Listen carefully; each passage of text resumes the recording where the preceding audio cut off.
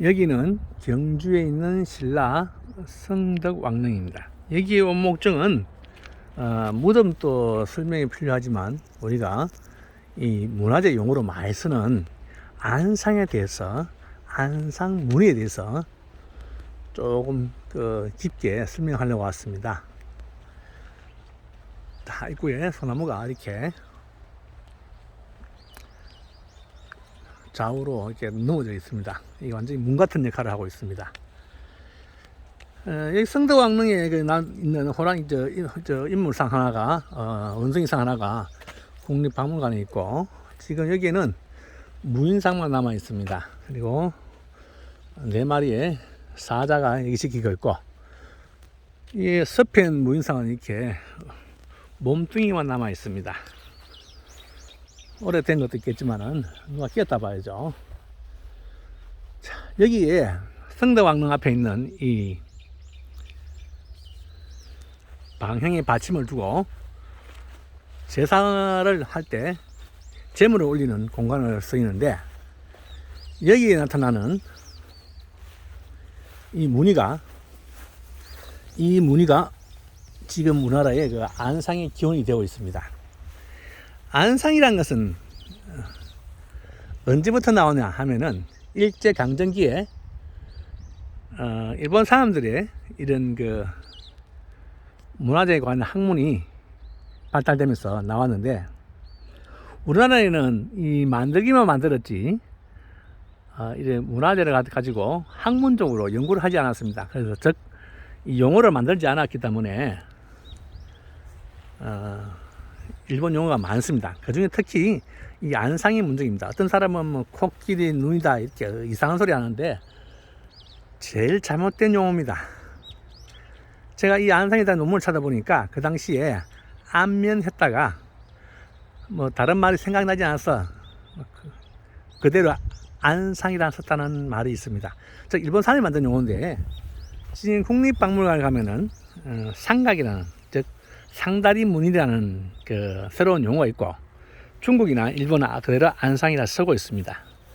그래 되면은 우리나라도 학자들이 이런 용어를 좀 바꿀 때가 되었는데도 바꾸지 않고 그대로 따라하고 있습니다. 이건 무슨 문제예요.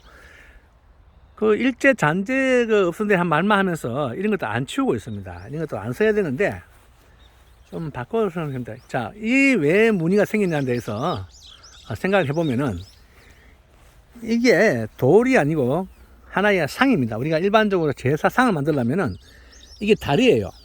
가운데 다리고, 이거 우주고, 돌을 이렇게 하다 보니까 돌을 이렇게 다 팔 수가 없습니다. 이걸 다 무늬를 깨트려야 되는데, 그냥 어떻게 해요?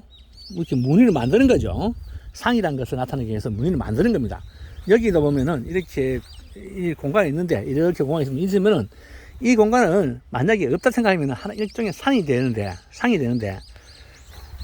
작업이 힘들고 어려우니까 이거는 제사상이라는 그 형식을 만들기 위해서 이제 무늬만 만들어도 좋은데, 이걸 가지고 뭐 안상이니 안면이니 온갖 소리도 합니다. 간단하게 상다리 문장이 맞습니다. 상다리를 하려 보면은 당연히 생기는 겁니다. 그런데도 이걸 바꾸지 않는 것은 우리나라가 잘못된 겁니다. 그래서 제가 하는 이야기는, 이런 일본 잔재는 우리가 빨리 없애야 되었습니다. 석탑에 보면은 전신 우동, 괴사코 이런 건 다 일본식 용어입니다. 없을 때 되었어요. 그리고 이 밑에서 올라가가 이렇게 각도 휘어지는 것은, 우리가 일반적으로 상을 보면은 우리나라에 있는 상들은 대부분 이렇게 생겼어요. 상 모양은 다른 겁니다. 돌로 하다 보니까 이렇게 된 거지. 그래서 제가 이렇게 새로운 용어로 만들었습니다. 연엽이라고. 그러니까 연엽, 상각 이런 무늬가 많습니다. 그래서 저는 제일 유명한 학자가 아니기 때문에 연엽을 하지 않고 상각이라는 글을 대부분 쓰고 있습니다. 그래서 우리나라도 제발 이런 것을 있으면은 좀 바꿔 부를 때 됐고, 또 바꿔야 되고, 그런데도 쓰고 있는 우리나라 학계가 한심스럽습니다.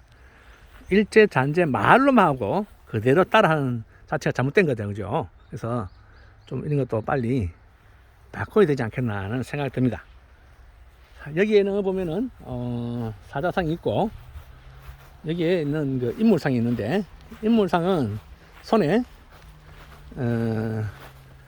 손에는 뭐 홀은 안 들었네요. 그래서 손을 소매 속에 손을 감추었다고 나타나고 있습니다. 이것이 불교에 영향을 주어서 부처님은 또 이게 손에 수인을 감춘 수인이 많이 보입니다. 아마 그런 영향이 아니겠나 이렇게 추정하고 있습니다. 뒤에 보면은 여기는 연안문이 이렇게 있고 이렇게 띠를 둘었어요. 지금은 조선시대는 이렇게 갖다 이렇게 앞으로 묶는데 옛날에는 이렇게 뒤로 묶었다는 것을 알 수 있는 것은 아주 중요한 자료가 되겠죠. 자, 여기 보면 이 갑옷이에요. 이 갑옷입니다. 이 갑옷. 그래서 이것을 우리가 무인상을 안 보고 무인상을 보는 요인도 있습니다. 여기서 보면은 이렇게 허리를 뒤로 어깨를 둘러와서 이렇게 두꺼운 흑대를 했습니다. 흑대를 해서 이 바클 모양이 있는데 바클 해서 이렇게 묶어 두었어요. 이건 뒤에서 이 두꺼를 봤을 때는 갑옷이 맞고 이까지도 갑옷이 맞습니다. 그래서 밑에는 허리까지, 즉 장단지까지는 우리가 봤을 때는 이 갑옷에 경영을 두었고, 그래서 이것을 또 여기 칼은 안 보이는데 이건 칼 모양이 아니고 주름 같습니다만 신발은 별로 여기 칼이 있네요. 이건 칼이라 보십니다. 제가 그러니까 이 소매 속에 칼을 두었답니다. 그래서 이거는 무인상이 아니고 무인상을 보아야 하겠나 생각됩니다. 자, 여기에 있는 사자의 특징은 원성왕릉과 달리 여기는 그 목걸이를 하지 않았습니다. 지금 막 이거 달아서 옆모습에서 약간 사자 형태가 나타나는데 오래돼서 그렇겠죠. 사면을 두었고, 여기 보면은 또 둘레석을 두었는데 둘레석 호석을 보면은 호석을 다 받침을 두었습니다. 이렇게 삼각형 문에서 호석이 무너지지 않게 하기 위해서 아주 이게 문이 딴 데는 이런 삼각 받침이 없어요. 이런 받침이 없는데 여기만 이렇게 남아 있습니다. 그래서 여기에 그 특징은 뭐냐면은 12지상들이 다 부조가 아니고 이 하나의 석상을 만들어 두었습니다. 그래서 그 석상, 영운성이상은 국립박물관에 남아 있습니다. 그래서 여기는 아마 탑돌이가 되지 않겠나 했는데 탑돌이는 안에서 못하고 아마 밖에서 탑돌이 하지 않겠나 생각. 요만큼 공간이 있으니까 이 탑돌이 부처 즉 성불사상이어서 왕적불사상이어서 밖에서 탑돌이 할 가능성이 있다고 봅니다.